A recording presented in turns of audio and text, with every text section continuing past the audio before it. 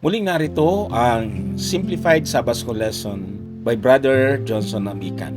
Ito po yung ating Lesson 1 mula sa June 27 hanggang July 3, 2026. Pinamagatan itong Paul's Ministry in Corinth. Subalit bago natin simulan ang ating unang aralin, nais ko munang magbigay ng ilang paunang salita. Mahalaga kasing maunawaan natin kung ano ang pinakasentro ng ating pag-aaral sa buong quarter na ito. Sapagkat kapag naunawaan natin ang pangunahing layunin ng ating author, mas madali nating makikilala kung paano magkakaugnay ang bawat aralin hanggang sa huling Sabbath School Lesson. Ang sentro ng pag-uusapan ay may kinalaman sa the essence of Christian life and witness. Ibig sabihin, ito ay patungkol sa puso ng buhay at patutuo ng mga Kristiyano. Mga kapatid, sa loob ng susunod na 3 buwan, pag-aaralan natin ang 2 liham ni Apostol Pablo sa mga taga-Korinto.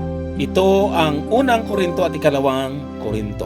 Bago natin simulan ang unang paksa, mahalagang maunawaan muna natin kung ano ang gustong ipahayag ng ating iglesia sa buong quarter na ito. Why did Paul write letters? Ano nga bang dahilan bakit isinulat ni Apostol Pablo ito? Tandaan, nung panahon ni Apostol Pablo, wala pang cellphone, walang email, o walang social media. Kaya ang pinakamabisang paraan upang makausap ang mga iglesia ay sa pamamagitan ng mga liham. Ganito rin naman hanggang ngayon. Nagbago lamang ang paraan ng pagsulat, ngunit hindi nagbago ang layunin. Ang sulat ay paraan upang maipahayag ang una, katotohanan, pag-ibig, paalala, pagsaway, at pagpapalakas ng loob. Ganyan din ang ginawa ni Apostol Pablo noon. Hindi niya kayang puntahan palagi ang lahat ng iglesia, kaya isinulat niya ang mga liham na ito upang gabayan sila sa kanilang pananampalataya.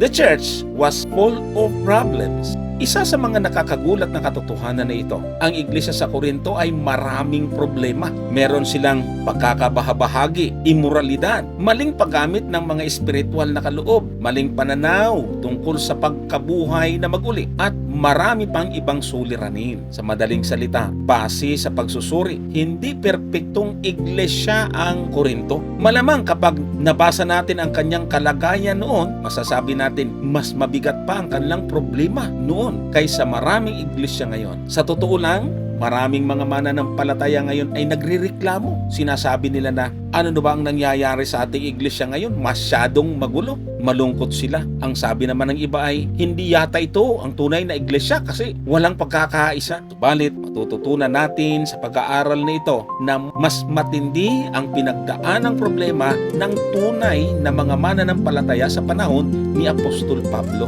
Ang good news ay nanatili ang gabay ng Diyos sa kanila sapagkat ito ang iglesia ng Panginoon at dito tayo kaanib, mga kapatid. The real focus is not the problem. Ano ibig sabihin nito? Hindi sinulat ni Pablo ang mga liham na ito upang pag-usapan lamang ang mga problema. Mas mahalaga sa kanya ang solusyon. At ang solusyon ay iisa lamang. Hindi filosofiya, hindi tradisyon, hindi opinyon ng bawat isa, kundi si Jesucristo ang solusyon. Christ is the center. Palagi natin naririnig ang mga salitang ito, Christ-centered. Pero ang tanong, ano nga bang ibig sabihin ng Christ-centered? Masasagot ang tanong na iyan dahil ito ang pinakatampok na mensahe ng buong quarter. Narito ang sinabi ni Apostol Pablo sa 1 Korinto 2, talatang 2, sapagkat aking hinatulang huwag maalaman ang anuman sa gitna ninyo, maliban na si Jesucristo at siya na ipinako sa cross. Dito ay napakalinaw sa bawat problemang haharapin ng iglesia, sa bawat maling aral, sa bawat kasalanan, sa bawat alitan, iisa ang sentro ng sagot, ang mensahe ng cross ni Kristo. Why Corinth? Mahalagang maintindihan din natin ang lungsod ng Korinto. Paano nga ba inilarawan ng kasaysayan ang lugar ng Korinto? Ayon sa pag-aaral, ang lugar ng Korinto ay mayaman, maunlad sa kalakalan, sentro ng negosyo, ngunit puno rin ng idolatria at iba't ibang relihiyon at matinding imoralidad. Halos araw-araw ay nakapaligid sa mga Kristiyano ang tukso ng mundo. Hindi ba't ganito rin ang panahon natin ngayon? Maunlad ang technology, ngunit lumalayo ang marami sa Diyos. Maraming kaalaman, ngunit kulang ang kabanalan. Maraming relihiyon, ngunit kakaunti ang tunay na nakakakilala kay Kristo. The message for us today. Anong ibig sabihin? At ano ang mensahe na matututunan natin na nabubuhay sa panahon ngayon? Ibig sabihin, habang pinag-aaral natin ang 1 at 2 Korinto sa buong quarter na ito, huwag nating isipin na ang mensahe nito ay para lamang sa mga taga-Korinto. Ang mensahe ito ay para rin sa atin ngayon. Ano man ang problema ng ating pamilya, ano man ang problema ng ating iglesia, ano man ang problema ng ating personal na buhay, ang pinakamataas na pamantayan ay hindi ang opinyon ng tao, hindi rin ang kultura ng mundo, kundi ang Ebanghelyo ni Hesukristo. Mga kapatid, malapit nang dumating ang ating Panginoong Hesus. Kaya ito ang panahon upang lalo tayong magkaisa kay Kristo. Maging bukas sa paggawa ng banal na espiritu. Gamitin ang mga espiritual na kaloob na ipinagkaloob sa atin. Maging masigasig sa ating misyon. Lumago sa pananampalataya, lumago sa pag-ibig at higit sa lahat, manatiling matatag sa mensahe ng cross. Ito ang magiging sentro ng ating pag-aaral sa buong 3 buwang ito. At nawa, sa pagtatapos ng quarter na ito, hindi lamang nadagdagan ng ating kaalaman, kundi lalo nating minahal, sinunod at ipinakilala sa iba ang ating Panginoong Hesukristo. Sapagkat ang tunay ni diwa ng buhay Kristiyano at ang ating patotoo ay walang iba kundi si Hesukristo. And Him crucified. Ang ating memory text sa linggong ito ay mababasa sa Aklat ng Mga Gawa, Kapitulo 18 at ang talata ay 9 hanggang 10. At sinabi ng Panginoon kay Pablo ng gabi sa pamamagitan ng isang pangitain, huwag kang matakot, kundi magsalita ka at huwag kang tumahimik, sapagkat ako'y suma sa iyo at walang taong mananakit sa iyo upang ikaw ay saktan, sapagkat marami akong mga tao sa bayang ito. Kapag narinig natin ang pangalan ni Apostol Pablo, madalas ang pumapasok sa isip natin isang dakilang mangangaral, mahusay na Bible teacher at matapang na misyonero. Ngunit alam ba ninyo na si Apostol Pablo ay hindi full-time na umaasa sa tulong ng iglesia? May sarili siyang hanap buhay. Siya ay isang tent maker o gumagawa ng tulda. Ginagawa niya ito upang matustusan ang kanyang pang-araw-araw na pangangailangan.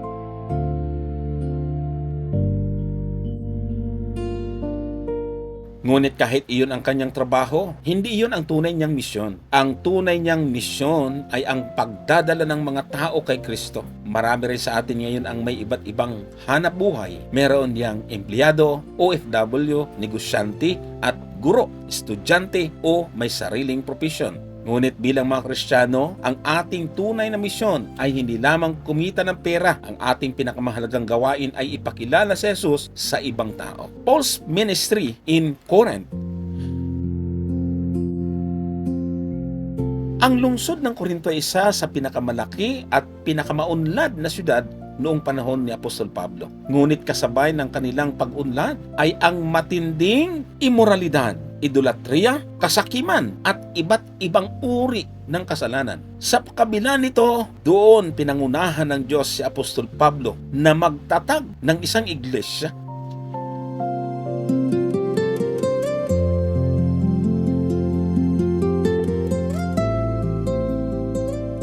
Hindi naging madali ang kanyang ministeryo. Maraming tumututol, umuusig sa kanya at kumukontra at nagbigay sa kanya ng problema. At kahit na itatag ng iglesia, hindi rin naging perpekto ang mga miyembro dito. Nagkaroon sila ng alitan, imoralidad, maling paggamit ng spiritual gift at maraming maling paniniwala.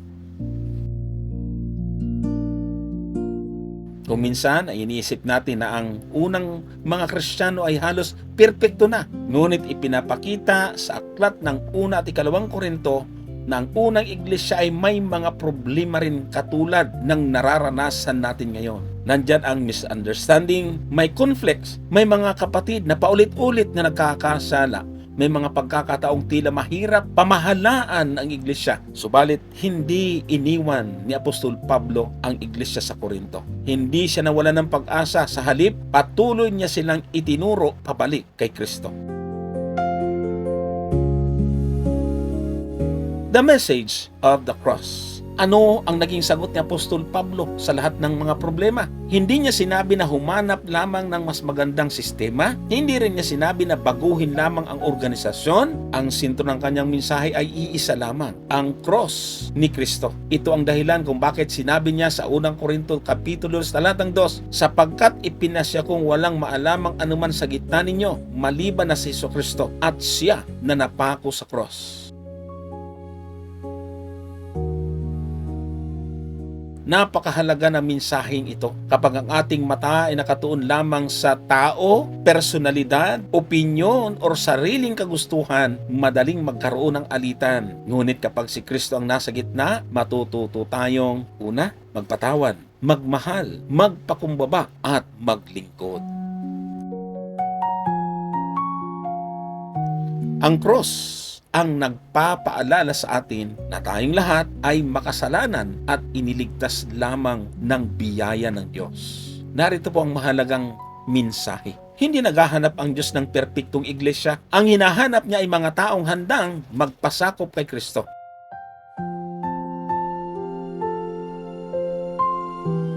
Ang isang iglesia ay maaaring magkaroon ng maraming kahinaan. Ngunit kapag si Jesus ang nananatiling sentro, may pag-asa pa rin tayong maituwid. Habang pinag-aaral natin ang aklat ng 1 at 2 Korinto sa buong quarter na ito, huwag nating tingnan lamang ang mga pagkakamali ng mga taga-Korinto. Tanungin din natin ang ating sarili. Mayroon din ba akong pride, pagkakabahabahagi sa gitna ng mga kapatid, kakulangan ng pag-ibig, o may bagay na kailangang ituwid si Kristo sa aking buhay? Ang layunin ng pag-aaral na ito ay hindi lamang dagdagan ang ating kaalaman. Ito ay upang lalo tayong maging katulad ni Jesus.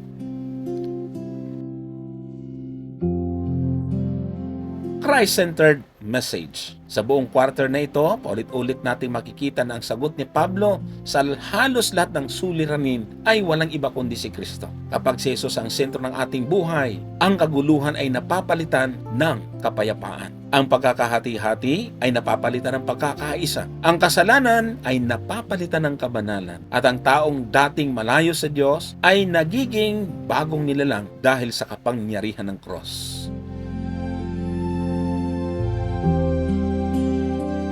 Ito rin ang nais gawin ni Jesus sa ating buhay ngayon. Paul, a God-called apostle of Jesus. Sa unang Korinto Kapitulo 1, talatang 1, si Pablo na tinawag na maging apostol ni Jesucristo sa pamamagitan ng kalooban ng Diyos, at si Sostenes na ating kapatid. God's calling, kapansin-pansin na halos lahat ng sulat ni Apostol Pablo ay nagsisimula sa iisang pagpapakilala. Hindi niya unang sinabi ang kanyang pinag-aralan. Hindi rin niya ipinagmalaki ang kanyang karanasan. Hindi niya sinabi ang kanyang dating posisyon bilang Parisiyo. Ang una niyang ipinapakilala ay ito: tinawag na maging apostol ni Jesucristo sa pamamagitan ng kalooban ng Diyos. Ipinapakita nito na malinaw kay Apostol Pablo kung sino siya at kung sino ang nagbigay sa kanya ng misyon. Hindi siya apostol dahil pinili siya ng tao. Hindi siya naging apostol dahil sa sariling kakayahan. Ang lahat ay nagsimula sa kaloob ng Diyos. Called by God. Ganito rin ang sinabi niya sa aklat ng Roma, Kapitulo 1, talatang 1. Si Pablo, na alipin ni Jesucristo, na tinawag na maging apostol, ibinukod sa Ebanghelyo ng Diyos. At sinabi rin niya sa Galatia 1:1, si Pablo na apostol, ni sa pamamagitan ng tao, kundi sa pamamagitan ni Jesucristo at ng Diyos Ama, na siyang bumuhay na mag-uli sa Kanya sa gitna ng mga patay. Napakalinaw ng mensahe. Ang pagtawag ng Diyos ay hindi nakasalalay sa approval ng tao. Hindi rin ito nakabatay sa popularidad. Kapag ang Diyos ang tumawag, siya rin ang magbibigay ng kakayahan upang maisagawa ang kanyang ipinapagawa. Paul's two identities. May dalawang mahalagang bagay na binibigyan diin si Pablo tungkol sa kanyang ministeryo. First, he was called. Ang salitang called ay nangangahulugang ang Diyos mismo ang nag-aanyaya at pumili sa kanya. Hindi siya kusang nagpasya. Ang Diyos ang unang kumilos. At ang pangalawa rito, he was an apostle. Ang salitang apostle ay nangangahulugang isang isinugo. Hindi lamang siya tinawag upang maligtas. Tinawag siya upang ipadala. May mensahe siyang dapat ihatid. May misyon siyang dapat tuparin. Jesus is the center. Ang pinakamagandang makita kay Pablo ay hindi lamang ang kanyang calling. Mas mahalaga rito ang sentro ng kanyang buhay. Si Jesus ang laman ng kanyang puso. Si Jesus ang laman ng kanyang isip. Si Jesus ang laman ng kanyang pangangaral. Kahit saan siya pumunta, si Kristo ang kanyang ipinapakilala. Hindi si Pablo ang bida ng kanyang ministeryo. Si Jesus ang bida. Ito ang dahilan kung bakit paulit-ulit niyang binabanggit ang pangalan ni Kristo sa kanyang mga sulat. Kapag ang puso ng isang tao ay tunay na umiibig kay Jesus, natural lamang na lagi niyang nais pag-usapan si Kristo. Our calling. Hindi lahat ay tatawagin maging apostol katulad ni Pablo. Ngunit lahat ng Kristiyano ay may calling. Merong tinatawag upang maging ang iba ay pastor, elder, deacon, guro, mang-aawit, Bible worker, at missionary, o simpleng maging tapat na saksi ni Kristo sa tahanan, paaralan, opisina o trabaho. Hindi pare-pareho ang ating gawain, ngunit iisa ang ating Panginoon. Iisa rin ang ating misyon, ang ipakilala si Jesus sa buong mundo.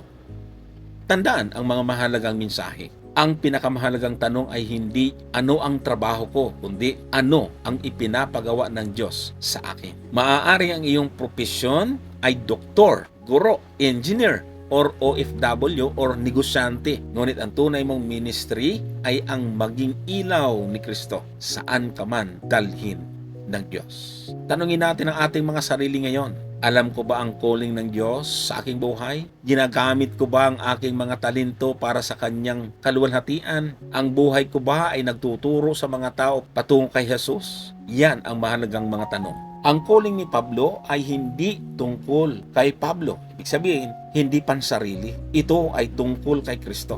Tinawag siya ni Jesus. Isinugo siya ni Jesus. Kaya si Jesus ang laman ng kanyang mensahe. Gayon din naman sa atin ngayon, mga kapatid. Hindi tayo iniligtas ng Panginoon upang manatiling tahimik. Tinawag niya tayo upang maging mga saksi ng kanyang biyaya. At habang mas nakikilala natin si Jesus, mas nagiging malinaw ang layunin ng ating buhay.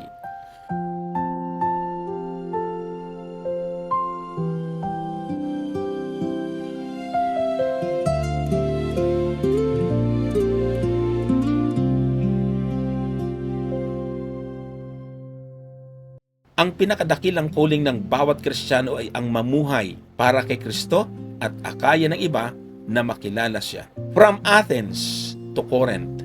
Bago dumating si Pablo sa Korinto, nagpunta muna siya sa Atenas. Hindi ito bahagi ng kanyang orihinal na plano. Napilitan lamang siyang pumunta roon dahil sa matinding pagtutol ng mga Hudyo sa Berea. Ngunit saan man dalhin ng Panginoon si Pablo, iisa lamang ang kanyang misyon, ang ipakilala si Jesucristo. Sa Gawa 17 talatang 16, ganito ang sabi. Samantalang hinihintay nga sila ni Pablo sa Atenas, ang kanyang espiritu ay nabagabag sa loob niya nang makita niyang ang bayan ay puno ng mga Diyos-Diyusan. Habang naghihintay lamang sina Silas at Timoteo, hindi nagsayang ng panahon si Pablo. Nakita niya ang napakaraming Diyos-Diyusan sa Atenas. Hindi siya nanahimik. Hindi rin niya sinabing, hindi pa ito ang tamang panahon. Ang kanyang puso ay nabagabag, sabi ng talata, dahil nakita niyang maraming tao ang sumasamba sa mga Diyos-Diyusan, ngunit hindi nakakakilala sa tunay na Diyos. Opo, mga kaibigan at mga kapatid, every opportunity is an opportunity. Ano pong ibig sabihin? Nangaral si Pablo sa iba't ibang lugar. Una, sa sinagoga. Pangalawa, sa pamilihan. Pangatlo, sa Areopago, kung saan nagtitipon ang mga pilosopo at matatalinong tao. Ipinapakita nito na hindi pinipili ni Apostol Pablo ang lugar. Para sa kanya, anumang lugar ay maaaring maging lugar ng pangangaral. Opo, kapag ang puso ay puno ni Kristo, natural lamang na ibahagi siya saan man tayo naroon. Paul arrives in Corinth. Pagkatapos ng Atenas, dumating si Pablo sa Corinto. Mababasa po natin ang mga ganitong salita sa Aklat ng Mga Gawa, Kapitulo 18, talatang 4. At siya'y nakipagtalo sa sinagoga tuwing Sabat at hinihikayat ang mga Hudyo at mga Griego. Ito ang nakasanayan ni Pablo. Palagi siyang nagsisimula sa sinagoga. Una niyang pinapangaral ang Ebanghelyo sa mga Hudyo, pagkatapos ay sa mga Hintil. Jesus was his message. Pagdating ni Silas at ni Timoteo, lalo pang naging abala si Pablo sa pangangaral. Sa Kapitulo 18, talatang 5 ng Aklat ng Mga Gawa, ang sabi ay ganito, at nang magkaroon na mula sa Macedonia si Silas at si Timoteo, ay napipilit si Pablo ng salita na nagpapatotoo sa mga Hudyo na si Jesus ang siyang Kristo. Pansinin ang kanyang mensahe.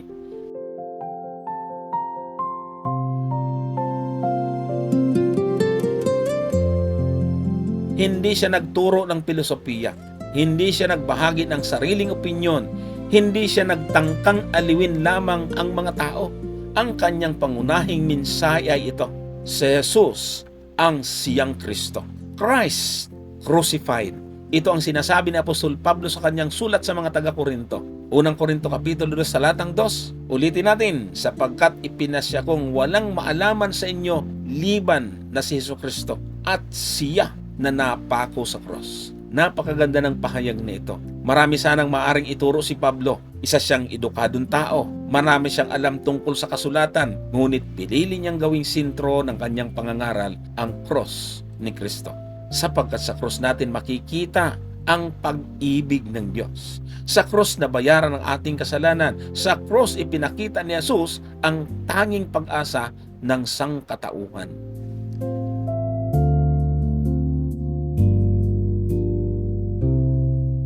Marami tayong matututunan sa ministeryo ni Apostol Pablo. He used every opportunity. Hindi niya hinintay ang perpektong sitwasyon. Ginamit niya ang bawat pagkakataon upang ipakilala si Kristo. At ang pangalawa na nabanggit na natin, ulitin natin, he met people where they were. Pumunta siya sa mga lugar kung saan naroon ang mga tao. Hindi niya hinintay na sila ang lumapit. Siya ang lumapit sa kanila. Pangatlo, he always preached Christ. Maaring magbago ang lugar, maaring magbago ang audience, ngunit hindi nagbago ang kanyang mensahe. Palaging si Jesus ang sentro nito. Ganito rin ang hamon sa atin ngayon, mga kapatid at mga kaibigan. Marami ring Atinas at Korinto sa ating panahon. May mga tao na naliligaw sa maling paniniwala. May mga taong abala sa trabaho. May mga taong walang panahon sa Diyos. May mga taong puno ng problema. Ngunit ang kailangan pa rin nila ay walang iba kundi si Jesus. Hindi natin kailangang maging mahusay na speaker bago magbahagi ng Ebanghelyo. Ang pinakamahalaga ay ang ating puso ay puno ni Kristo. Ay puno ng pag-ibig ni Kristo. Kapag si Jesus ang laman ng ating buhay, husang lalabas siya sa ating mga salita at sa ating pamumuhay. Christ-centered message.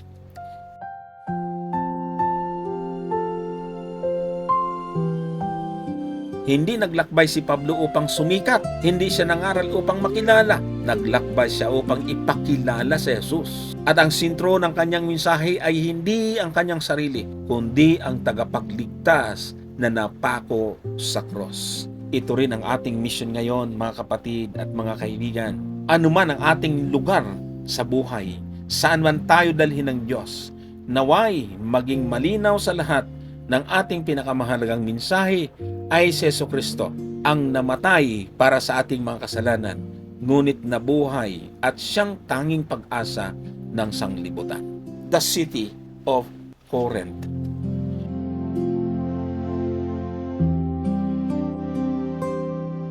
Hindi naging madali ang ministeryo ni Pablo sa lugar ng Korinto. Sa katunayan, ang Korinto ay isa sa pinakamahirap na lugar upang mangaral ng Ebanghelyo. Ngunit dito rin ipinakilala ng Diyos na walang lugar na napakasama para hindi maabot ng kanyang biyaya. A city of business. Sa Kapitulo 18, talatang 1 hanggang 3 ng Aklat ng Mga Gawa, pagkatapos ng mga bagay na ito ay umalis siya sa Atenas at napa sa Korinto. At nasumpungan niyang isang Hudyo na ang pangalay Aquila na taga-Punto sa lahi na kagagaling sa Italia at si Priscilla na kanyang asawa. sapagkat iniutos ni Claudio na magsialis sa Roma ang lahat ng mga Hudyo, at sila'y kanyang dinalaw, at palibhas ay magkakahanap buhay ay tumahan siyang kasama nila, at sila'y nangagtrabaho, sapagkat sa hanap buhay ay mga manggagawa ng mga tuldak. Ang Korinto ay isang napakayamang lungsod dahil mayroon itong dalawang pangunahing daungan. Dito dumadaan ang mga mangangalakal mula sa iba't ibang bansa. Maraming negosyo, maraming pera, maraming oportunidad. At dahil dito, madali ring nakahanap si Pablo ng hanap buhay bilang gumagawa ng tulda habang nangangaral ng Ebanghelyo ni Kristo. Makikita natin dito na hindi naging pabigat si Pablo sa iba. Habang naglilingkod siya sa Panginoon, masipag din naman siyang magtrabaho. Puntahan natin yung tungkol sa idolatriya.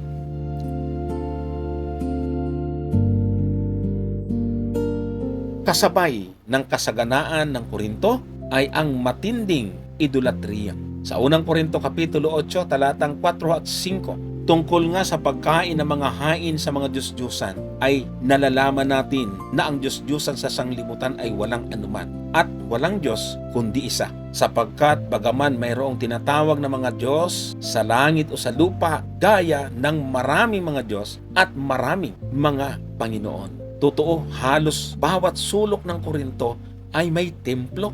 Maraming Diyos-Diyusan ang kanilang sinasamba. Ngunit malinaw ang ipinangaral ni Pablo. Isa lamang ang tunay na Diyos. Ipinangaral niya na ang lahat ng mga Diyos-Diyusan ay walang kapangyarihan.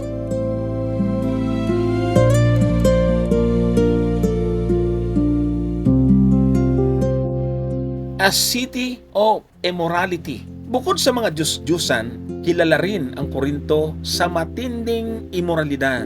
Sa unang Korinto Kapitulo 5, talatang 9 hanggang 11, sinusulatan ko kayo sa aking mga sulat na huwag kayong makisama sa mga mapakiapid, hindi sa lahat ng paraan na tinutukoy sa mga mapakiapid ng sanglibutan ito, o sa mga mapag-imbot at mga manglulupig, o sa mga mapagsamba sa Diyos-Diyusan, sapagkat kung magkagayoy, kinakailangan niyang magsialis kayo sa sanglibutan. Datapot ngayon ay sinusulatan ko kayo na huwag kayong makisama sa kanino mang itinatawag na kapatid kung siya'y mapakiapid o mapag-imbot o mapagsamba sa Diyos-Diyusan o mapanirang puri o manglalasing o manglulupig. Sa gayon ay huwag kayong magsikain.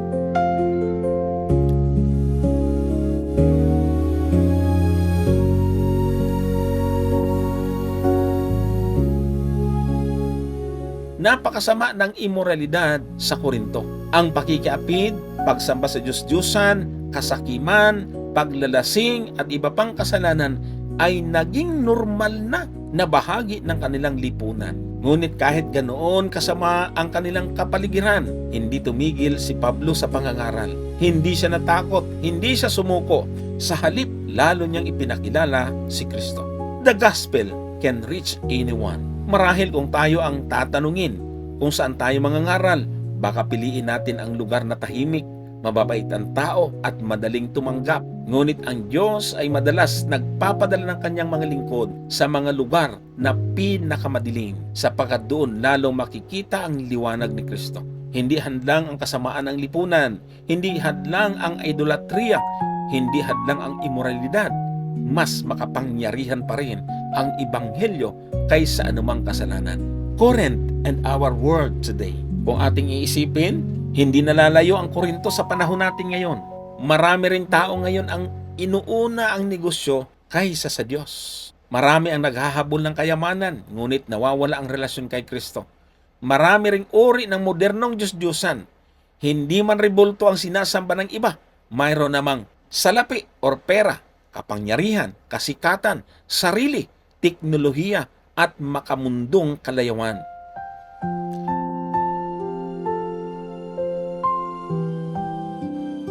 Unti-unti ang mga ito ang nagiging sentro ng kanilang buhay kay sa Panginoon. Kasabay nito ay lumalaganap din ang imoralidad na itinuturing na normal na ng mundong ito ngayon. Ngunit ang panawagan ng Diyos sa kanyang bayan ay manatiling banal at tapat kay Kristo. Hindi natin kayang baguhin ang buong mundo, mga kapatid. Ngunit maaari nating dalhin ang liwanag ni Kristo saan man tayo magtungo. Katulad ni Pablo, maaari tayong maging tapat sa ating trabaho habang tapat din ang pagbabahagi ng Ebanghelyo. Ang pinakamabisang paraan upang maabot ang isang madilim na mundo ay ang mamuhay na kasama si Kristo araw-araw.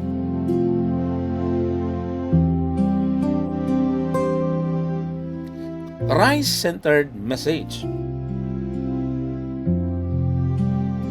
Ang Korinto ay puno ng kasalanan, ngunit mas dakila ang biyaya ni Kristo kaysa kasalanan ng Korinto. Ito ang dahilan kung bakit hindi sumuko si Pablo. Alam niyang ang krus ni Kristo ay may kapangyarihang baguhin ang pinakamasamang makasalanan. Hanggang ngayon, ganoon pa rin ang ating pag-asa. Anuman ang kalagayan ng ating lipunan, anuman ang lalim ng kasalanan ng tao, may kapangyarihan pa rin ang Ebanghelyo ni Kristo na magligtas, magpatawad at magbago ng buhay.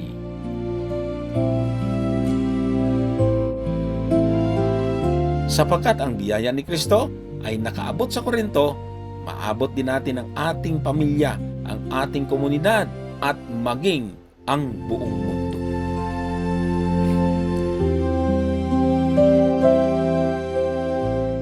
Many in this city. Anong ibig sabihin? Hindi naging madali ang ministeryo ni Pablo sa Korinto, katulad ng ating binabanggit kanina. Habang siya ay matapat at nangangaral tungkol kay Jesus, marami ang tumanggap sa Ebanghelyo. Ngunit marami rin ang tumutol dito. May mga taong hindi lamang tumanggi sa mensahe, kundi sinisiraan pa siya at ginawa ang lahat upang pigilan ang gawain ng Diyos. Subalit dito natin makikita ang isang napakagandang katotohanan. Kapag ang Diyos ang may hawak ng kanyang gawain, walang sino man ang makakapigil dito. Opposition to the gospel. Gawa 18, talatang 4 at 6. At siya'y nakipagtalo sa sinagoga tuwing Sabat at hinihikayat ang mga Hudyo at mga Griego. At nang makaparoon na mula sa Macedonia si Silas at si Timoteo, ay napipilit si Pablo ng salita na nagpapatotoo sa mga Hudyo na si Jesus ang siyang Kristo. At nang sila'y magsipagsalangsang at magsipamulaan, ay ipinagpag niya ang kanyang mga damit at sinabi sa kanila, ang inyong dugo'y mapasa inyo nawa. Ako'y malinis, mula ngayon paroroon ako sa mga hintil. Habang ipinapangaral ni Pablo si Kristo, marami ang tumutol. Hindi lamang sila tumanggi, siniraan pa nila siya. Ngunit hindi siya nakipag-away, hindi rin siya nawala ng pag-asa. Sa halip, ipinagpatuloy niya ang kanyang misyon sa mga taong handang makinig. God's words never fails.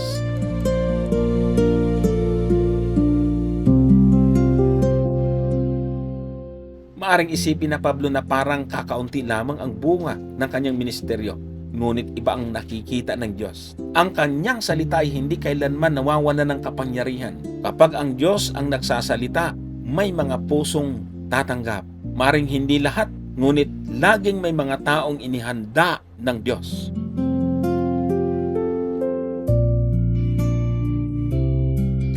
The fruit of Paul's labor.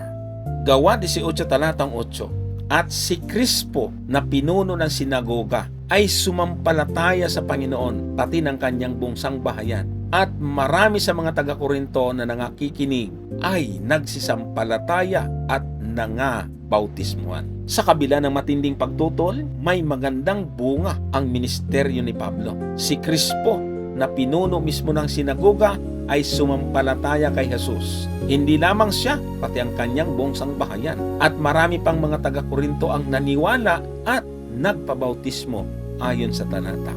Ipinapakita dito na hindi nasasayang ang bawat tapat na pangangaral ng salita ng Diyos. Paul's fear.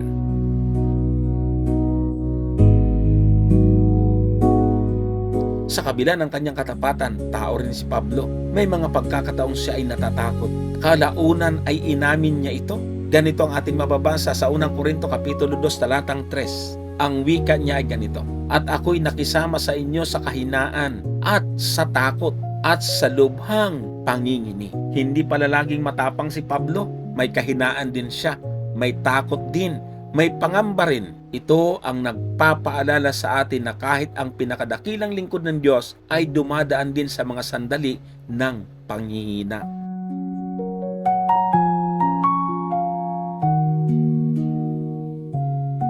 God encourages His servant. Dahil alam ng Panginoon ang kalagayan ni Pablo, siya mismo ang nagbigay ng lakas sa kanya. Mga Gawa, Kapitulo 18, talatang 9 at 10. At sinabi ng Panginoon kay Pablo ng gabi sa pamagitan ng pangitain, huwag kang matakot, kundi magsalita ka, at huwag kang tumahimik, sapagkat ako'y sumasa iyo, at walang taong magsasagawa sa iyo ng masama, sapagkat marami akong mga tao sa bayang ito.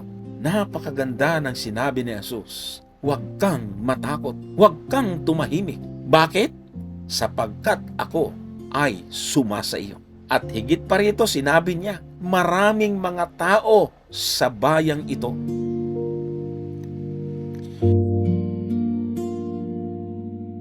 Ibig sabihin, bago pa man mangaral si Pablo, mayroon ng mga pusong inihandang Diyos. Si Pablo lamang ang kanyang gagamiting kasangkapan upang maabot sila.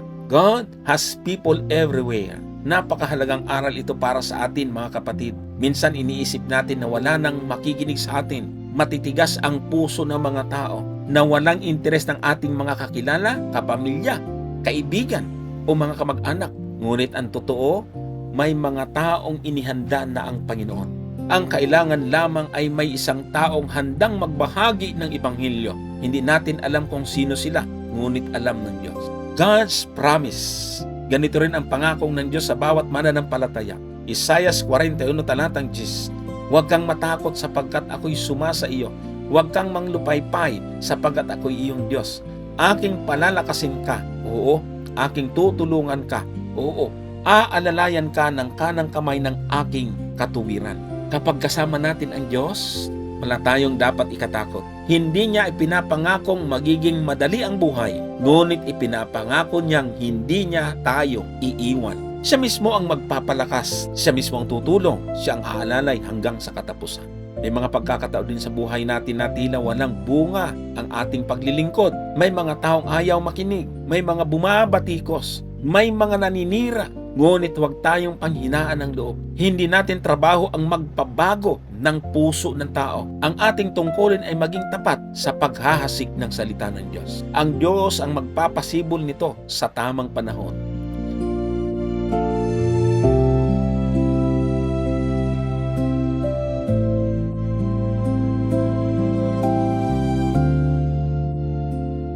Ang dahilan kung bakit nagpatuloy si Pablo ay hindi dahil sa malakas siya. Nagpatuloy siya dahil kasama niya si Kristo. Ang tunay na lakas ng isang Kristiyano ay hindi ang kanyang tapang, kundi ang presensya ni Jesus sa kanyang buhay. At ganoon din sa atin ngayon. Kapag si Kristo ang ating kasama, maaari tayong humarap sa anumang pagtutol, anumang pagsubok, at anumang takot, sapagkat ang Diyos ay tapat sa kanyang pangako. Huwag kang matakot sapagkat ako'y sumasa iyo. Paul's letters to the Corinthians.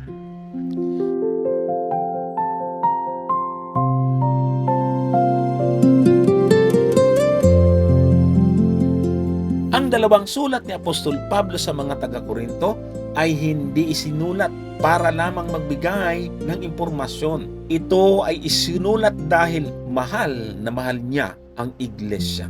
Bagamat maraming problema ang Korinto, hindi sila isinuko ni Pablo. Sa halip, buong tiyaga niya silang tinuruan, itinuwid, at inakay pabalik kay Kristo.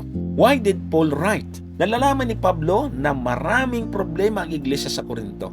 May mga pagkakabahabahagi, nandyan ang imoralidad, may mga demanda sa isa't isa, may maling paggamit ng mga kaloob ng Espiritu, may maling pagkaunawa tungkol sa muling pagkabuhay na mag-uli. May mga tanong pa tungkol sa pag-aasawa, pagkain na inihain sa Diyos-Diyusan at pagsamba.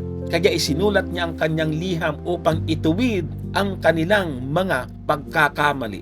Unang Korinto Kapitulo 4 talatang 14. Hindi ko isinusulat ang mga bagay na ito upang kayo'y hiyain, kundi upang kayo'y paalalahanan bilang mga minamahal kong anak. Hindi layunin ni Pablo na ipahiya ang mga taga-Korinto. Ang layunin niya ay ituwid sila dahil mahal niya sila. Katulad ng isang mabuting ama na itinatama ang kanilang mga anak, hindi dahil galit siya, kundi dahil ayaw niyang mapahamak ang mga ito.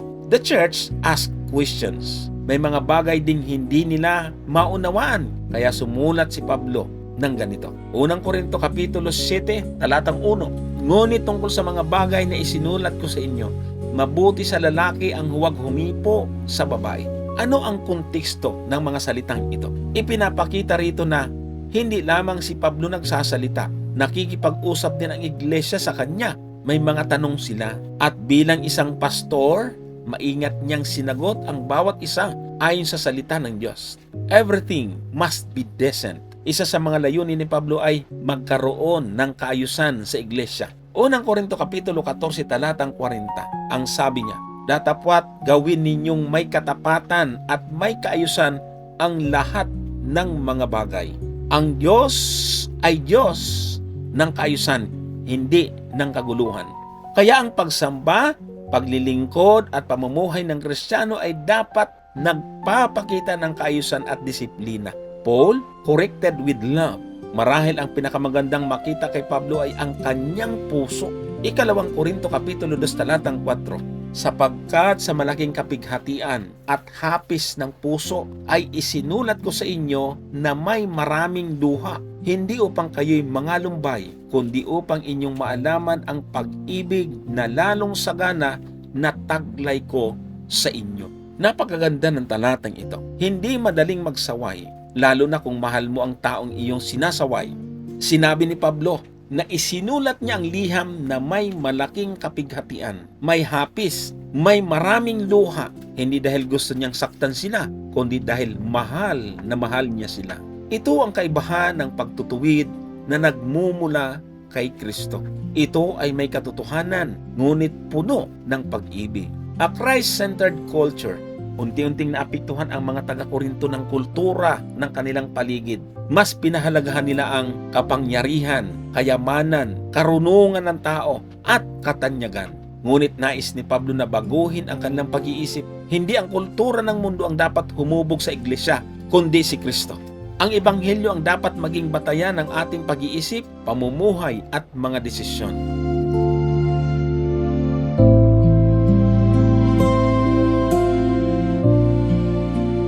The same challenge today. Ganito rin ang ating kalagayan ngayon, mga kapatid at mga kaibigan. Marami ring impluwensya ang mundo. May pressure na sumunod sa uso. May pressure na tanggapin ang mali. May pressure na unahin ang tagumpay kaysa kabanalan. Ngunit ang tunay na Kristiyano ay hindi sumusunod sa agos ng mundo. Siya ay sumusunod kay Kristo. Hindi ang kultura ng lipunan ang humuhubog sa Kanya. Ang salita ng Diyos ang humuhubog sa Kanyang buhay. Ito ang tanong. Kapag nakakakita tayo ng pagkakamali sa iglesia o sa ating kapwa, paano ba tayo tumutugon? May pagmamahal ba tulad ni Apostol Pablo? O puro pagpuna na lamang? Ang layunin ng pagtutuwid ay hindi upang sirain ang tao, tandaan natin yan, kundi upang ibalik siya kay Kristo. Christ-centered message. Ang puso ni Pablo ay larawan ng puso ni Kristo. Kapag tayo'y naliligaw, hindi tayo agad susukuan ni Kristo. Tinatawag niya tayo pabalik. Itinutuwid niya tayo, hindi dahil nais niya tayong hatulan, kundi dahil mahal niya tayo. At gaya ni Pablo, nais din ng Panginoon ang ating buhay ay hindi mahubog ng kultura ng mundong ito, kundi mabago ng kapangyarihan ng Ebanghelyo ni Kristo. Kapag si Kristo ang sentro ng ating puso, magiging maayos ang ating buhay, magiging matatag ang ating pananampalataya, at magiging pagpapala tayo sa ating iglesia at sa ating kapwa.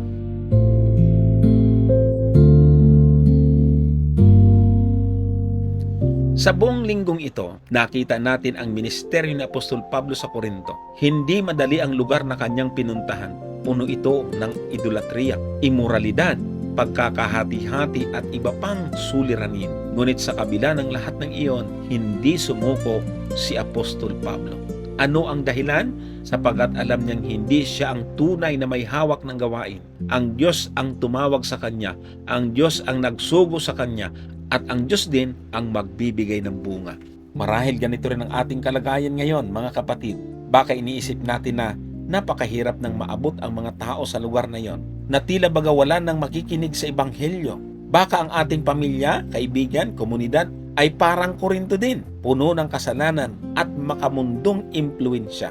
Ngunit tandaan natin ang sinabi ng Panginoon kay Pablo sa Gawa 18:9 at 10, at sinabi ng Panginoon kay Pablo ng gabi sa pamamagitan ng isang pangitain, "Huwag kang matakot, kundi magsalita ka at huwag kang tumahimik, sapagkat ako'y sumasa iyo at walang taong mananakit sa iyo upang ikaw ay saktan, sapagkat marami akong bayan sa lugar na ito." Ito din ang mensahe ng Diyos sa atin ngayon.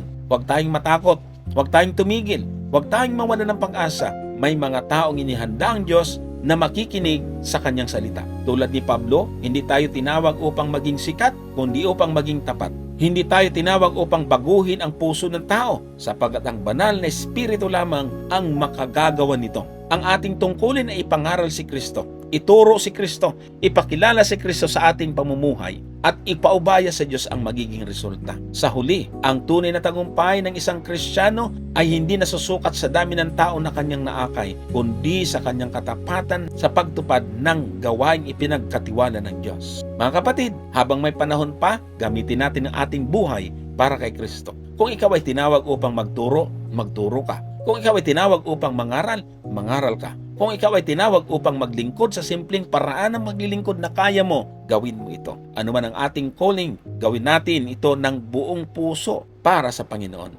At tulad ni Apostol Pablo, naway masabi rin natin balang araw ang mababasa natin sa 2 Timoteo, Kapitulo 4, talatang 7 at 8. Nakipagbaka ako ng mabuting pakikipagbaka. Natapos ko ang aking takbo, iningatan ko ang pananampalataya. Buhat ngayon ay nakalaan sa akin ang putong ng katuwiran na ibibigay sa akin ng Panginoon na hukom na matuwid sa araw na yaon. At hindi lamang sa akin, kundi naman sa lahat na nagsisiibig sa kanyang pagpapakita.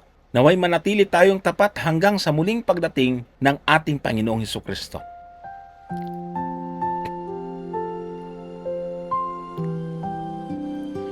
Nais kong tapusin ang ating pag-aaral sa isang magandang kwento. Ito ay pinamagatang Return of the Pioneer.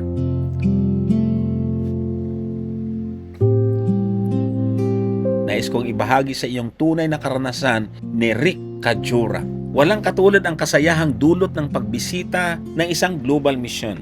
Mas lalo pang nakakatuwa kapag nakita mong kasama nila ang isang maliit na grupo ng mga bagong mananampalataya. Ang wika niya, naalala kong minsang bumisita ako sa isang simpleng house church na nasa isang liblib na baryo sa kabundukan ng Indonesia. Minsan naman ay palihim kaming pumasok sa isang maliit na apartment sa isang bansang nasa silangan ng Europa upang makadalo sa pagsamba. Naalala ko rin ang tunog ng asul na trapal na aming tinatakpan at nagsisilbing bubong habang dumadalo kami sa isang pagtitipon sa Timog Silangang Asya.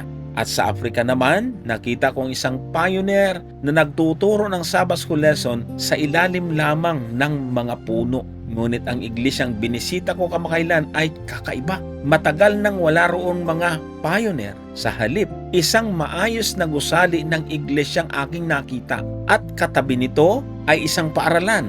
Ang iglesia ay meron ng 125 miyembro. At ang paaralan ay kinikilalang isa sa pinakamahusay sa kanilang lungsod. Nung unang dumating ang mga pioneer sa lugar na iyon, wala ni isang Adventista sa buong lungsod. Nagsimula sila sa simpleng paraan, nagbibinta ng mga aklat at kumakatok sa bawat bahay. Sinubukan nilang umupan ng lugar upang makapagsagawa ng mga pagpupulong, ngunit walang pumayag na paupahin sila. Malinaw ang mensahe ng mga tao ron. Hindi sila malugod na tinatanggap sa lungsod na iyon. Ngunit hindi sila sumuko. Sa halip, nakatanggap sila ng paanyaya na magpunta sa isang kalapit na bayan. Doon ay nakapagrenta sila ng isang bulwagan at nagsimulang mangaral ng Ebanghelyo. Hindi nagtagal ay nabuo ang isang maliit na grupo na may 5 nabautismuhan. Pagkaraan nito, inimbitahan naman sila sa isa pang bayan at doon ay nabuo ang isang grupo na umabot sa 37 miyembro. Lumipas pa ang ilang taon bago sila tuluyang tinanggap sa pangunahing lungsod. Nang makahanap sila ng lugar para sa pagsamba, muli silang nagsimula sa isang maliit na grupo. hindi naglaon. Umabot ito sa 30 miyembro. At mula noon, ang iglesyang iyon ay nakapagtatag pa ng 4 na bagong iglesia. Ang maliit na grupo sa mga kalapit na bayan ay lumago rin hanggang maging ganap na mga iglesia. At ang bawat isa sa mga ito ay nagsimula ring magtatag ng iba pang mga iglesia. Isa sa mga pioneer na unang nagtatag ng gawain ito ang muling bumalik sa lugar. Ngayon, siya na ang Adventist Mission Director ng region na iyon. Ipinakita niya sa akin kung paano pinagpala ng Diyos ang kanilang mga pagsisikap sa paglipas ng mga taon.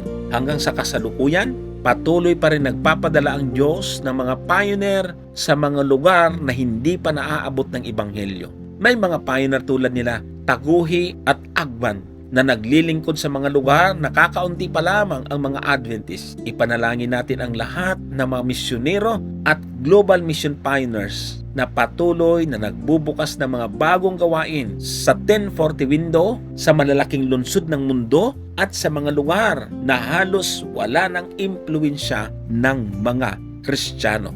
Pagpalain nawa ng Diyos ang kanyang paglilingkod habang patuloy nilang ibinabahagi ang Ebanghelyo at nagtatatag ng mga bagong grupo ng mananamba. Ang Global Mission Pioneer ay mga karaniwang miyembro ng iglesia na ipinapadala upang magsimula ng mga bagong grupo ng pananampalataya sa mga lugar o mga taong hindi pa nakakaabot ng Ebanghelyo. Sila ay tumatanggap lamang ng maliliit na allowance at kadalasan ay naglilingkod sa loob ng sarili nilang kultura at komunidad. Naway gamitin din tayo ng Diyos upang maging kasangkapan sa pagdadala ng marami pang kaluluwa kay Kristo. Tigilan natin ang mga paraan na nakakagulo sa iglesia at nahahadlagan ang gawain nito.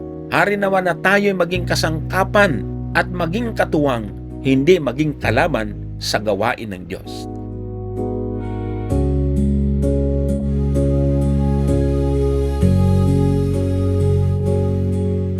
Mga kapatid, maraming salamat sa inyong pagsubaybay sa ating Simplified Sabbath School Lesson by Brother Johnson Amican. Naway ang mga aral na ating napag-aralan, nawa ang mga mahalagang mensahe na ating natutunan ay hindi lamang manatili sa ating isipan, kundi maisabuhay natin sa araw-araw. Tandaan natin, ang tunay na layunin ng pag-aaral ng salita ng Diyos ay hindi lamang upang madagdagan ang ating kaalaman, kundi upang lalo nating makilala, mahalin, sundin si Kristo. Hanggang sa muling pag-aaral, pagpalain tayo ng Panginoon. Maranatha, malapit nang dumating ang ating Panginoong Hesus. Umanda ka upang siya'y salubungin.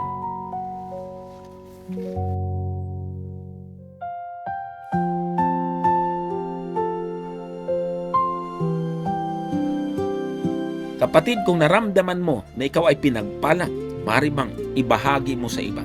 At kung ikaw ay hindi pa nakafollow sa aking personal page, kung ikaw ay hindi pa nakafollow sa aking personal Facebook account, paki-follow kapatid.